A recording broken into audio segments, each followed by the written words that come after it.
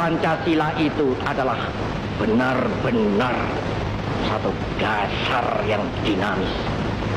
satu dasar yang benar-benar dapat menghimpun segenap tenaga rakyat Indonesia, satu dasar yang benar-benar bisa mempersatukan rakyat Indonesia itu untuk bukan saja mencetuskan revolusi, tetapi juga mengakhiri revolusi ini dengan hasil yang baik